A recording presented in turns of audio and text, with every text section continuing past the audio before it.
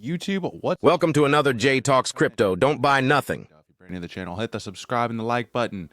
I do this every day, guys. Today we're going to give you guys some Bitcoin TA. We're going to give you guys some ETH TA. But again, before we do that, I just got to let you know it's not financial advice. I'm just the homie Crypto J. So again, just tap in, but do not think this is financial advice. It's not.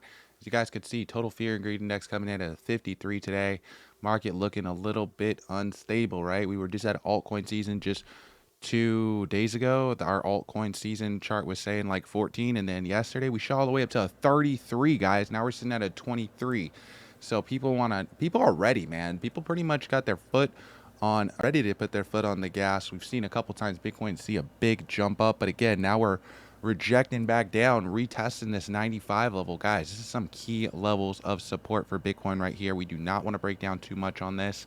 In my opinion, the fact that we're seeing this type of price action this early in the morning is kind of an indicator that we might see a little bit of sell-off. But again, maybe we can see a little bit of sell down to that 94 zone and then pump back up on Monday, right? Catch a new level of support and start again making this uptrend. If not, guys, we might see a rejection. I just want you guys to be prepared for that because it is a reality of something that we might see.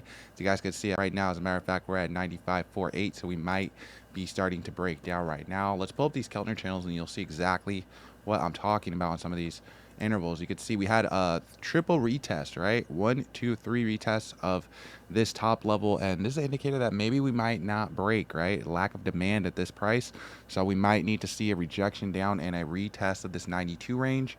We were just talking about this in both my Telegram as well as in the Twitter space today, talking about a retest of possibly 92, or if not, even as low as maybe this 98 level. But if that happens, guys, just understand that we are still in an uptrend and we could still turn this bad boy around. If we break down too much, though, that might be an indicator, again, that we might need to see a little bit of cool off in the market. It's totally natural. It's totally necessary. And sometimes, again, a lot of the times these corrections can be a little bit dragged out and they could last a couple months. And so maybe we'll see a bottom closer towards like June or July. That was my initial guess, that we would probably see our market start turning around a little bit later around then. And then we saw again April end pretty decent, and then May start off pretty decent as well. So we'll see how this turns out, guys. We'll see if we can hold this zone or if we can break up. One coin that we're definitely paying attention to, of course, guys, is big ETH, right? Everybody wants to know, is Ethereum going up to 2,000 and above? Or again, is ETH need to see a retest of some lows, guys? And let me tell you, if ETH needs to see some sell-off, it can be pretty big, to be honest with you guys. You can see we're at a key zone right now.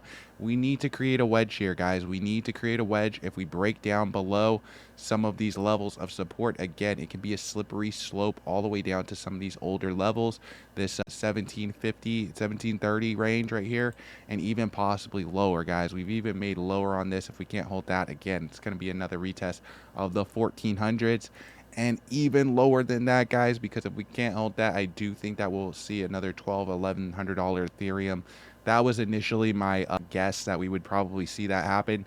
But again, Ethereum has been responding pretty well with Bitcoin. I'm still bullish on ETH for the long run because, well, a lot of reasons. Number one, ETH is ETH, and it's number two. It's been number two. It's always seen volatility like this, especially in Q1. It's also needed right now for base.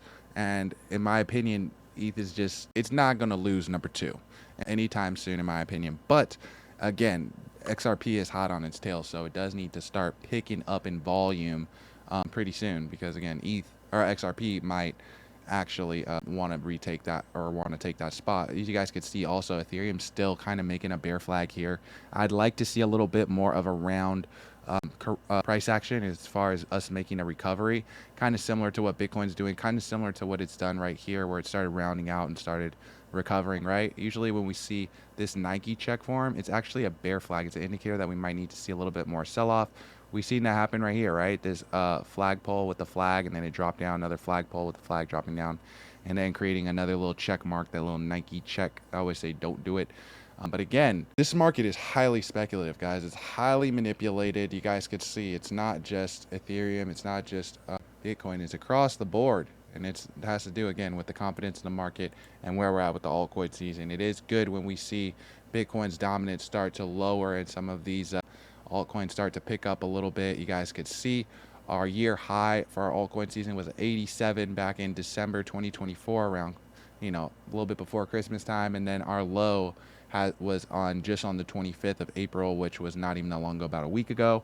And so people are wondering, like, how we found our bottom, or again, does Ethereum need to see some more sell action? Right? I do think again that Ethereum will perform over time. I'm bullish on it. I'm somebody that does believe that we could see a $8,000 to $10,000 Ethereum even this year. I think that this is possible. I think that in our next leg, we could see a lot of these altcoins start to run, but I also think maybe, who knows, maybe we'll see another NFT cycle. If we see NFTs take off again, guys, what is that going to mean for Ethereum?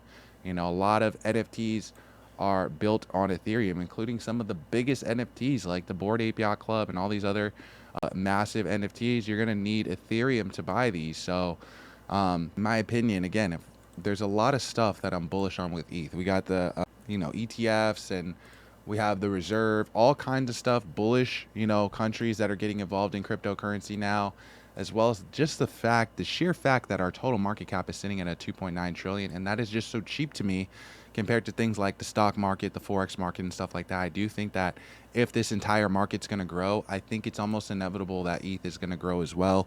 And I just am using this opportunity as just that. I'm using it as an opportunity to get some cheaper coin.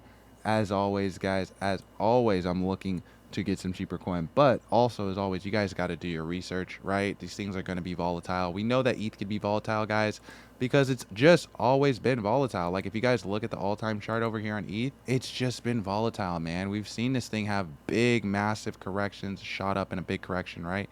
All the way up to, like, this is right here, 1,044, all the way dropping down to like 133, right? It's like a 90% correction. And then we just saw ETH over here hitting like 4,300, and then now dropping all the way down to 18.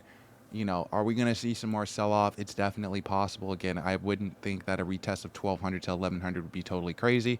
I think that it would actually drive a lot of people towards ETH, because that would just be really big. I feel like if that thing dropped down that far, I feel like everybody would be talking about that. I feel like it would be trending all over, and I feel like, again, we would possibly see a big bounce happen off of around that 11 and 12 range. But that's kind of my prediction on the low of Ethereum. If this thing does decide it wants to take off, and it does decide it wants to reclaim this 2,000 mark right here, this might cause an extreme amount of FOMO at 2,000, honestly, guys, because it's going to be an indicator, again, that we might be starting to break out of some of this chop, right? We see a possible double bottom forming here. So I don't know, 1.8 million people following this over on CoinMarketCap. 80% of these guys bullish, 20% of them bearish. Again, the market cap sitting at $221 billion. Does ETH have what it takes, guys? Can ETH hang on to that number too? I want to know what you guys think. You guys know that I value your opinion, so let me know in the comment section. Also, every comment, every like, everything all helps towards the channel, guys. I am on a mission to hit 100,000 subscribers, and I can't do it without you. So again, if you're brand new to the channel, it's your first time tapping in, hit that like button, hit that subscribe button. We're talking about ETH each and every day. We're talking about a lot of these coins that you guys might be holding. So again, make sure that you're tapped in, and I will catch you guys in the next video. Peace.